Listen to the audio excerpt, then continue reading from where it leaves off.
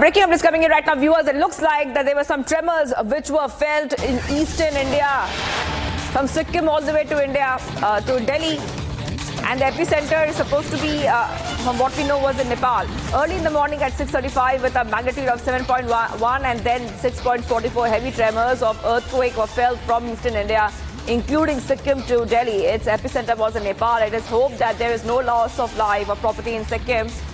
This is what we see right now, viewers. Earthquake of 7.1 magnitude has been recorded, and the tremors have been felt even in India. So the Delhi-NCR region, Sikkim, Bihar, all these places, I repeat, all these places have felt earthquake tremors. This is what we see right now, Republic TV viewers. We will try to get you more updates. But from the information we have, 6:35 a.m. was the time when these tremors were felt. Magnitude 7.1 earthquake. Affected countries would be Bangladesh, Nepal, India, Bhutan and China. These are the pictures that we're getting for you as well. Have a look at those tremors which were felt. Now, like we told you, that the north part of India has also felt these tremors. So Delhi, NCR, North India, Bihar, all of them have felt these tremors. According to the United States Geological Survey, the earthquake occurred at 6:35 a.m. near the Nepal-Tibet border. Okay, now we also are getting some reactions coming in on this. Let's have a look at those reactions. बैठ कर brush कर रहे थे कुर्सी पर, अचानक कुर्सी हिलने लगा तो हमको लगा जो भूकंप आ गया। देखे तो पंखा सब हिला था। हल्ला करके बाहर निकले, सभी लोग देखे, अगल बगल के लोग भी रोड पर आ गए। बैठ कर ब्रश कर रहे थे कुर्सी पर, अचानक कुर्सी हिलने लगा तो हमको लगा जो भूकंप आ गया। देखे तो पंखा सब हिला था। हल्ला करके बाहर निकले, सभी लोग देखे, अगल बगल के लोग भी रोड पर आ गए।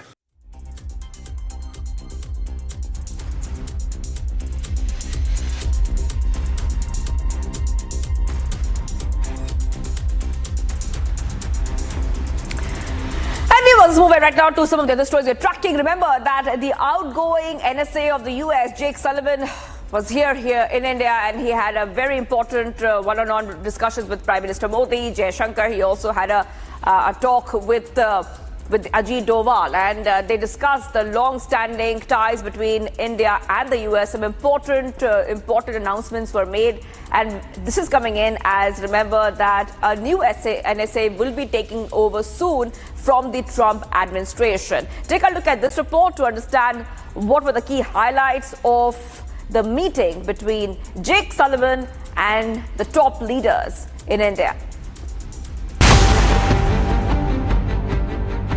US's National Security Advisor Jake Sullivan, who is on a two-day trip to India, met Prime Minister Narendra Modi, External Affairs Minister Dr. S. Jaishankar and National Security Advisor Ajit Doval.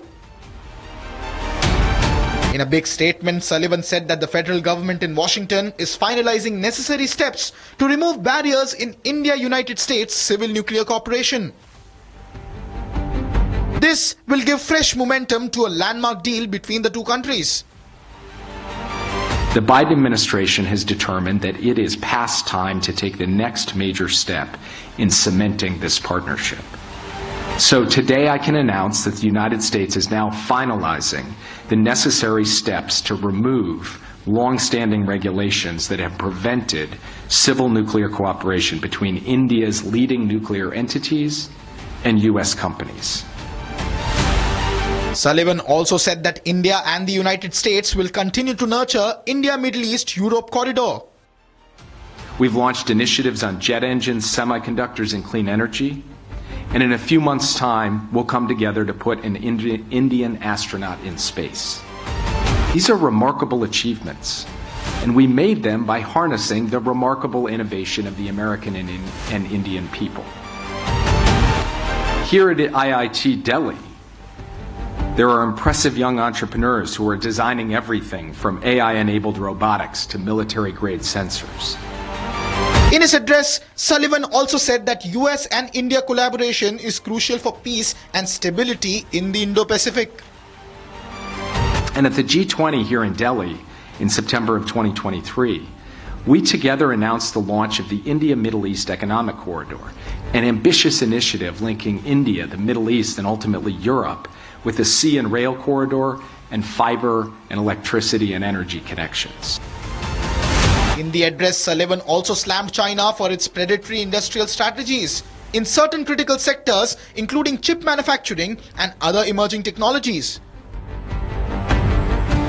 He also said that US companies are looking for more opportunities and resilience in both their markets, and their supply chains are shifting out of China and expanding into India.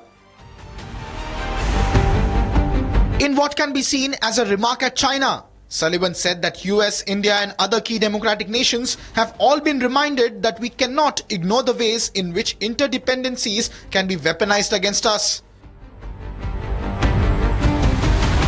While ending his address, Jake Sullivan said that the US-India relations have fundamentally reached a new level of cooperation in the last 4 years.